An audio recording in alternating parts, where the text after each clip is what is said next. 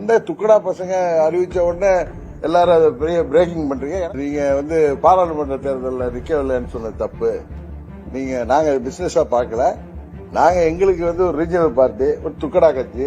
அவர் பார்ட்டியில எங்களுக்கு ஸ்பேஸே கிடையாது. 2017 நாங்க ஆர்கே நகர்ல நாங்க ஜெயிச்சதுக்கு அப்புறம் டிடிவி தினகரனுக்கு ஒரு ஸ்பேஸ் இல்ல பொலிட்டிக்கலான்னாரு. எங்களுக்கு ஸ்பேஸ் இல்லாம தான் இன்னைக்கு சின்ன துக்கடா பசங்க அறிவிச்ச உடனே எல்லாரும் அதை பெரிய பிரேக்கிங் பண்றீங்க. எனக்கு ஆச்சரியமா இருந்துச்சு. என்ன என்டிஏ கூட்டணியில இருக்க போறேன்னு நம்பிட்டு இருந்தாங்களா இவங்க கேட்டேன். நீங்க என்ன கேட்டீங்க? நீங்களே ஒட்டு தெரியல கேட்டீங்க.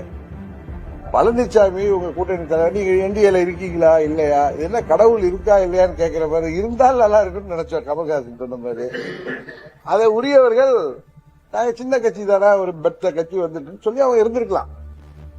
திரு அமித்ஷா அவர்கள் அம்மாவின் தொண்டர்கள் எல்லாம் ஒரு அணியில இணையறதுக்கு ஒரு முயற்சி எடுக்கிறாரு, நடந்துட்டு.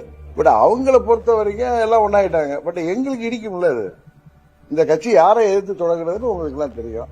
அதை நாங்க புரிஞ்சுக்குவாங்கன்னு வெயிட் பண்ணோம். வேற ஒண்ணுமே இல்ல. திரு பாண்டே அவர்களுக்கும் உங்களுக்கு சொல்லிவிடுது. ஏப்ரல் 12ஆம் தேதியிலே வெளியில போற அளவுக்கு தினகரன் ஒன்னும் ஒரு அவசரம் கொடுக்க கிடையாது. நீதானே யோசிச்ச என்ன பண்றாங்க.